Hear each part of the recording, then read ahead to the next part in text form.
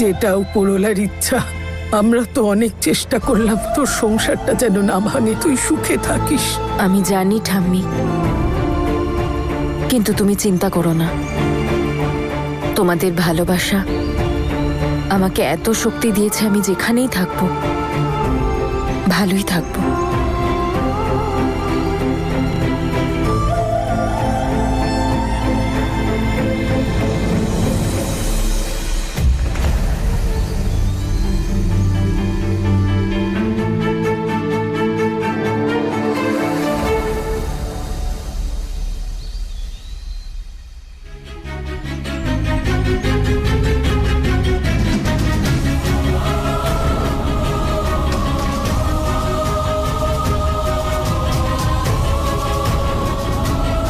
চলো বীর। বীর,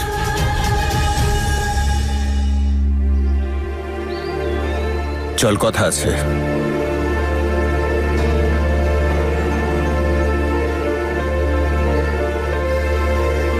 তুই আগেই আমার আর বাড়ির সম্মান ধুলোয় মিশিয়েছিস।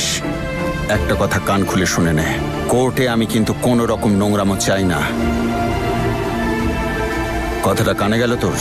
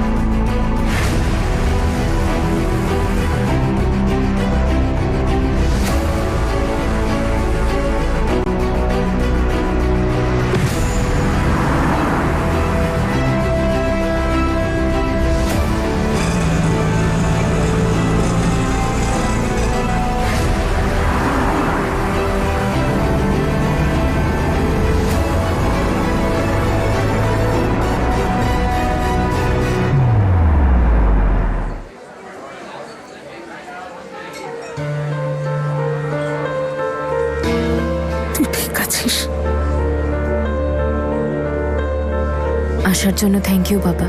ভালো করে সব ভেবেছিস তো? আমি ভেবেচিন্তেই সিদ্ধান্ত নিয়েছি বাবা। ও এখানে কি করছে? এত কিছুর পরেও শান্তি হয়নি?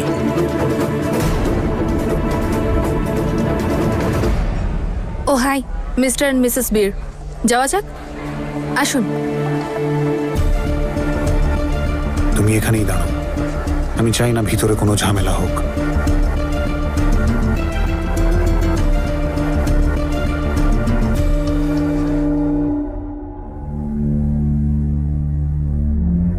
মিসেস তনু, আপনি ডিভোর্স কেন চাইছেন? এই ডিভোর্স পেপারে সই করার জন্য আপনাকে কেউ জোর করেনি তো? না। তার মানে আপনি পেপার নিজের ইচ্ছায় সই করেছেন?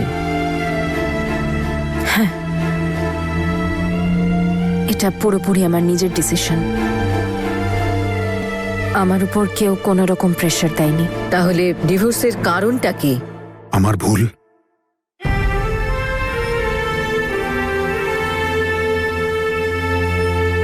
ইওর অনার, আমি অনেক অন্যায় করেছি,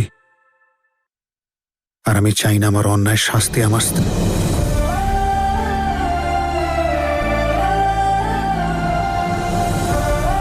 I mean, তনু পাক।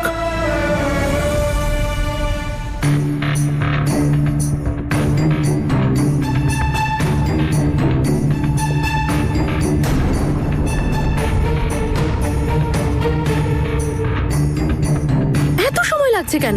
আরে ডিভোর্সটা তো দুজনের ইচ্ছেতেই হচ্ছে, ফটাফট সাইন করবে, বেরিয়ে চলে আসবে। কে জানে কি এত গল্প হচ্ছে ভেতরে। যখন স্বামী স্ত্রীর মধ্যে ভালোবাসাই নেই, তাহলে সম্পর্কটা শেষ করে দেওয়াই ভালো।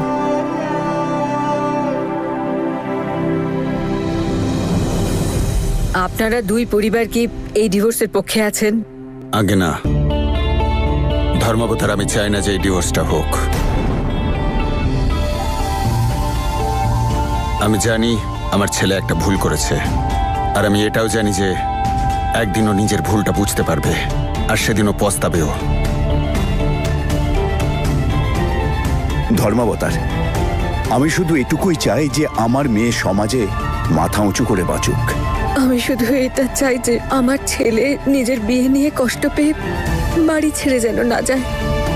আমি তো শুধু আমার মেয়ের সুখ চাই। আপনারা দুজন কি চান?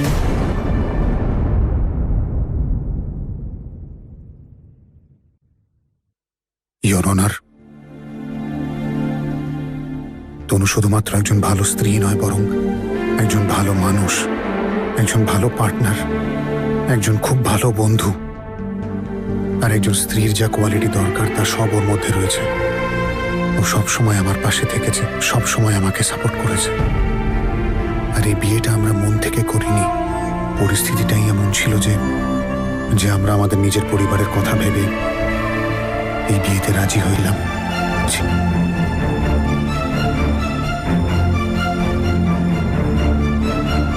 ইওর অনার, তনু একজন খুব ভালো স্ত্রী, আর আমি ভালো স্বামী হতে পারিনি। আর এই সব কিছুতে আমি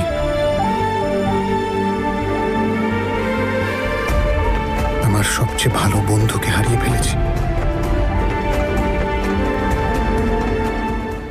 এমন একটা সম্পর্ক যেখানে শুধু স্বামী স্ত্রী নয়, দুটো পরিবারও জুড়ে থাকে। দুটো পরিবারের মান, সম্মান, মর্যাদা সব জুড়ে থাকে। যদি একটা ভুলের জন্য সম্পর্ক খারাপ হয়, সেটা শেষ করে দেওয়াই উচিত। সেটা পরিবারের মান মর্যাদা ক্ষুণ্ণ করার আগেই ওটাকে সেখানেই আটকানো উচিত।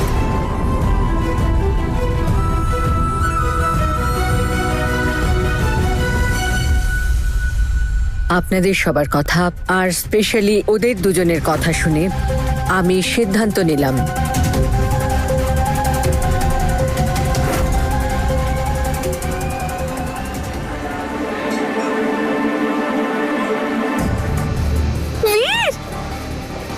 ওয়াও, হয়ে গেছে তো ডিভোর্স, এবার তো ফ্রি আমরা। বেশি আনন্দ করার কোনো প্রয়োজন নেই। তুই যা করেছিস না, ফল অবশ্যই পাবি। বীর, বাবা এরকম কেন বলছে? বীর, কি হয়েছে বলো বলো। ওকে কি সবকিছু এখানে দাঁড়িয়েই বলতে হবে? বাড়ি যাবার ধৈর্য নেই? চল মা। এক মিনিট, একে কোথায় নিয়ে যাচ্ছেন আপনি? এর তো মা বাবার সঙ্গে ফিরে যাওয়া উচিত। নিজের বাড়ি? তনু নিজের বাড়িতেই যাচ্ছে। নিজের বাড়ি যাচ্ছে মানে?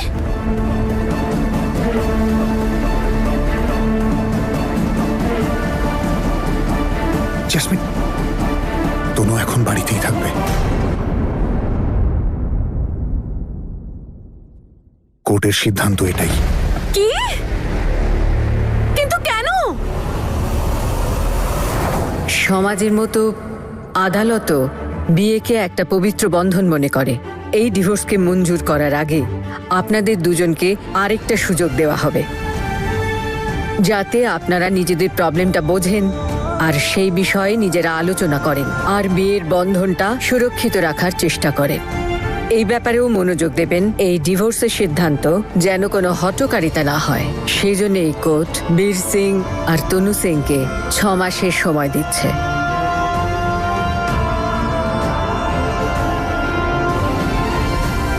ততদিন আপনারা একসঙ্গে থাকবেন। নিজেদের সম্পর্ক ভাঙা নয়, সম্পর্ক আরও মজবুত করার চেষ্টা করুন। এই কেসের পরবর্তী শুনানি 6 মাস পরে হবে।